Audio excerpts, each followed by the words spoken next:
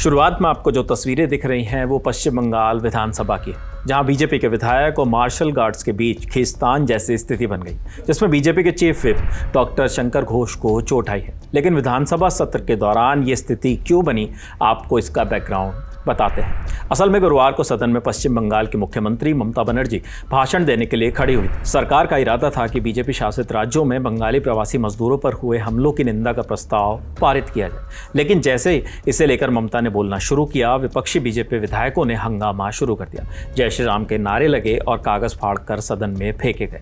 हंगामे के बीच स्पीकर बिमन बनर्जी ने बीजेपी को chief whip doctor Shankar Ghosh को निलंबित कर दिया, लेकिन शंकर घोष बाहर जाने के लिए तैयार नहीं हुए। हंगामा होता रहा। इसके बाद मार्शल्स और सुरक्षा गार्ड्स ने उन्हें बाहर निकालने की कोशिश की। इस दौरान जमकर धक्का मुक्की हुई और शंकर घोष घायल हो गए। घटना के बाद सदन में भारी हंगामा होता रहा। बीजेपी विधायकों के सामने टीएमसी के विधायक हंगामा करते हुए वेल तक आ गए। इस दौरान मुख्यमंत्री ममता बनर्जी भी सभी विधायकों को सीट पर बैठाने के लिए आगे आई। इस बीच BJP chief whip doctor Shankar Ghosh को अस्पताल ले जाया गया। हालांकि हंगामे के बीच ममता बनर्जी ने सदन में जो कुछ हुआ उसकी निंदा की और बीजेपी और केंद्र सरकार पर जोरदार हमला बोला।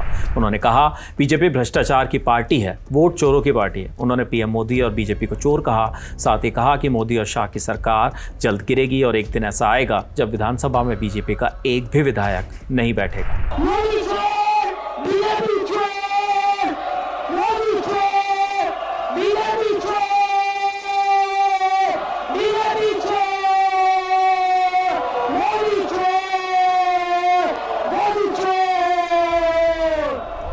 इस दौरान उन्होंने ये भी कहा कि बंगाली भाषा को विदेशी कहने वाले लोग असल में बांग्ला विरोधी हैं। उधर विधानसभा में हुई छींटाकशी के बाद बीजेपी विधायक लगातार नारेबाजी करते रहे। विपक्ष के नेता सुवेंदु अधिकारी ने कहा, मार्शल्स और सुरक्षाकर्मी सब टीएमसी के गुंडे हैं। ममता ने मोदी को चोर कहा, लेकिन असली चोर वही हैं, वह चाकरी चोर हैं, गद्दी चोर हैं और सबसे बड़ी चोर हैं।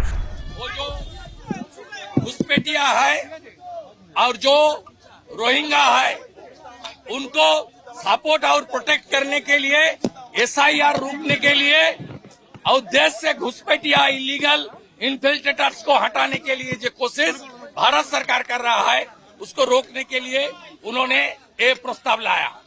लेकिन एलओपी को सस्पेंड किया।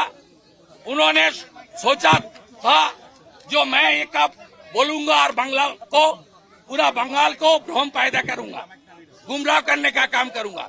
लेकिन बीजेपी का सब एमएलए एक साथ आज राष्ट्रवादी सिपाही होने का नाते सब एलओपी का भूमिका ले लिया और ममता बनर्जी के खिलाफ अंदर बाहर बहुत आज जो मुद्दा उठाना चाहता ये था, ममता स्वैराचारी, ममता चोर, ममता भ्रष्टाचारी, ममता देश विरोधी, ये नारा हम लोग उठाया। सुवेंदु ने ट्वीट करके कहा कि आज पश्चिम बंगाल विधानसभा में लोकतंत्र की हत्या हुई। लोकतंत्र की हत्या करने वाली ममता बनर्जी और उनके प्रशासन ने लोकतांत्रिक परंपराओं को तार तार कर दिया है। विधानसभा में हुए हंगामे के बीच सुवेंदु अधिकारी ने ऐलान किया कि बीजेपी विधानसभा के बाहर लगातार विरोध करती रहेगी। फिलहाल इस खबर में इतना ही। इस घटनाक्रम से जुड़ी आगे जो भी नई जानकारियां, जो भी नए अपडेट्स आएंगे, हम आप तक वो भी पहुंचाएंगे। मेरा नाम है विपिन। देखते रहिए दी लल्लन टॉप। शुक्रिया।